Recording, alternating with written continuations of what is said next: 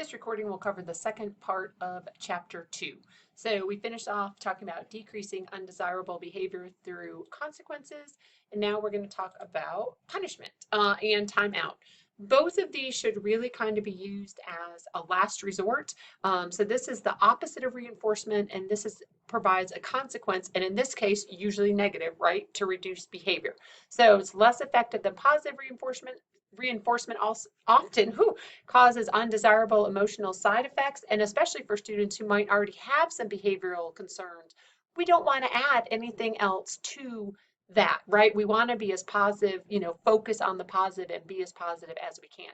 It doesn't really teach what to do, it shows the students what not to do. So all we're telling them is don't do this, but we're not saying here's the desirable behavior that you should do.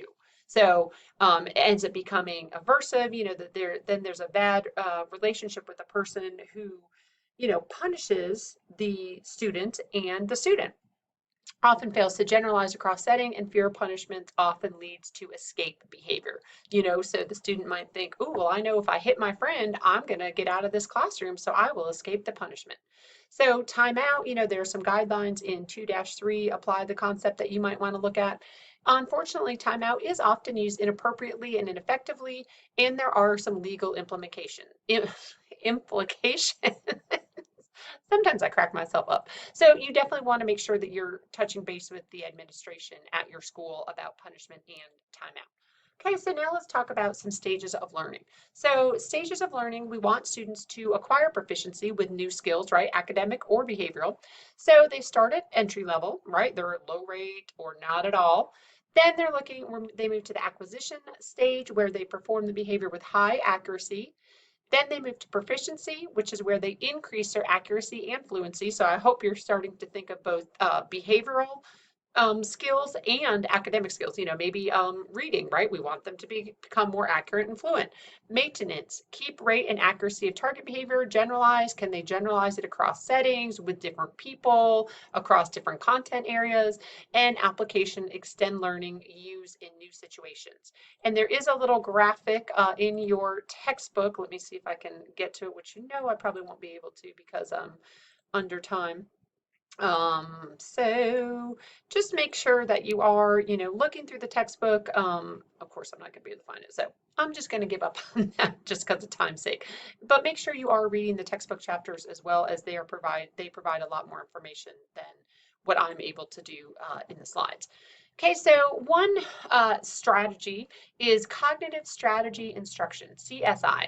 And this really integrates behavioral, social, cognitive learning theories, all these theories that you've probably learned about in some of your other courses, and really showing that thinking processes can be changed. We can provide some strategy instruction that could lead to some different thinking processes. So we want to make sure that we're identifying the steps for the students. We want to model, right, very explicitly, especially in special ed, you will hear modeling and explicit instruction a lot. So if you're teaching them cognitive strategy instruction, why is that any different than teaching them a math skill? So we want to make sure we're modeling, that we're teaching them to use self-regulation to establish organizing, planning, evaluating, goal-setting behaviors. There might be some peer monitoring involved, right, or some peer feedback. We can teach them to use verbalization, self-talk to guide practice and performance that you will model. And you model things like verbalization, self-talk, and you will model reflective thinking about the learning and the steps involved, and really get them involved in their learning. So we want to think about some implications of CSI. Again, not crime scene, investigation, but that's okay. It's very beneficial to students with learning and behavior problems, as you'll see that, other explicit instruction is really beneficial for these students. So you can, really helps to analyze target behavior. You're going to model it carefully. Again, simple strategy steps, not 27 steps. Try to break it down into 4 or 5 steps with words that the age of your students that they can understand. You want to guide students to develop strategy steps they will use, teach those prerequisite skills if they're lacking. So if they need to know how to do A before they learn B, C, D, E, Teach them A, model that for them. Then teach them the strategy steps, model that for them. Guided practice, independent practice, all of those things. Give explicit feedback. You're going to teach them how to generalize the strategy, again, in other content areas or other classrooms or with other people or whatever the strategy is. How and where can they generalize it? And then you're going to help students maintain the strategy over time.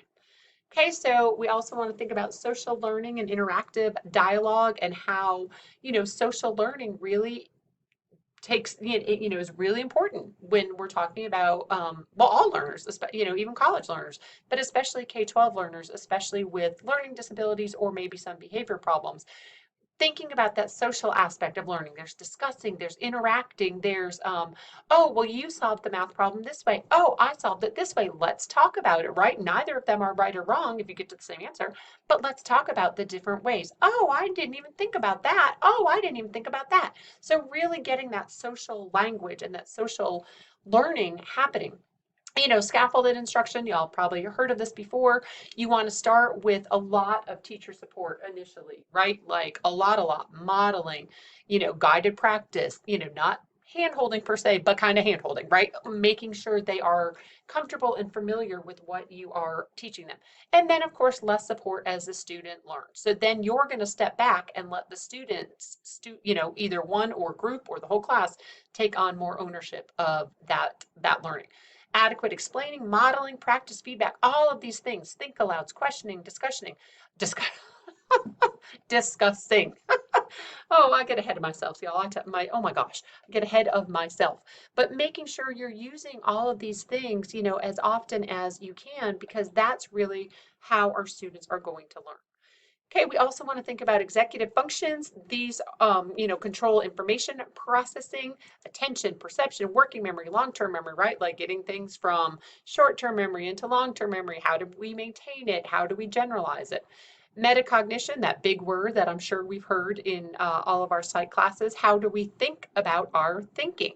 So what skills and strategies and resources do we need? Think about how you need to study, for example.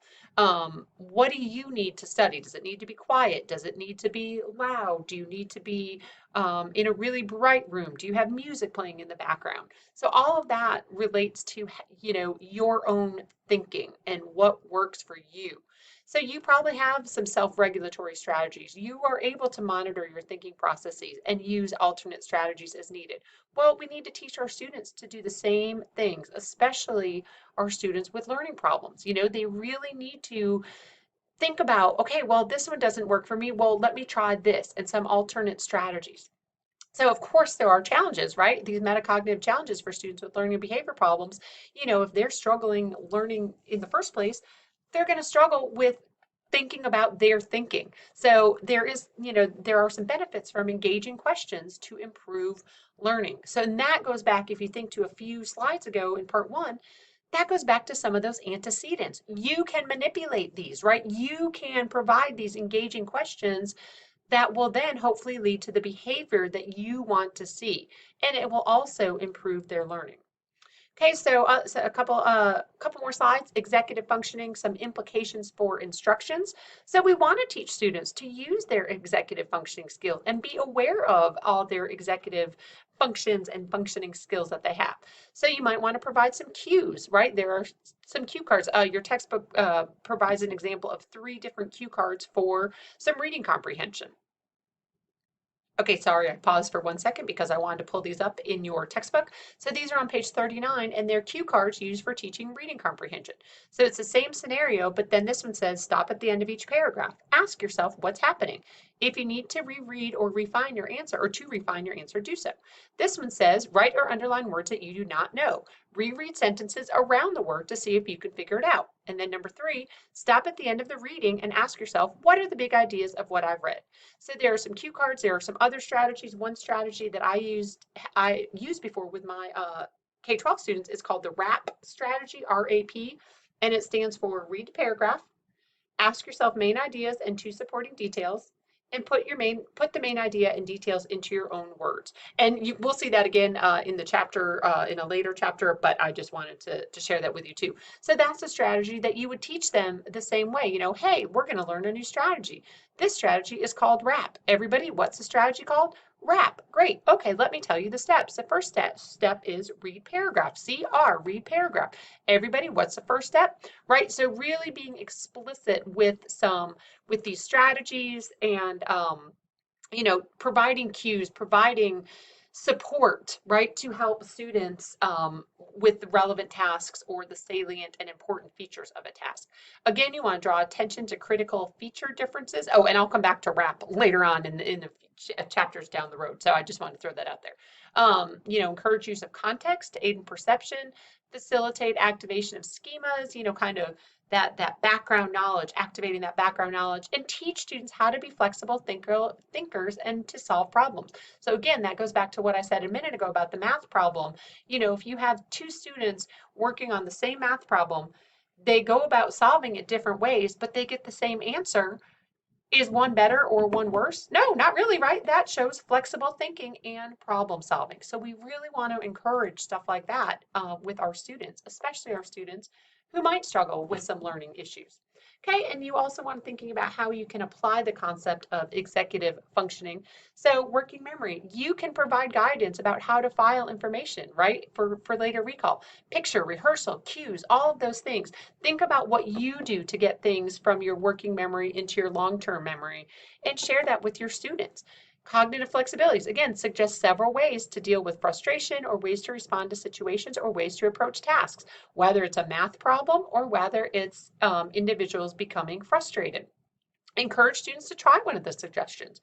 And then you also want to talk about self-regulation, teaching ways to control or regulate attention, avoid distraction, remain focused.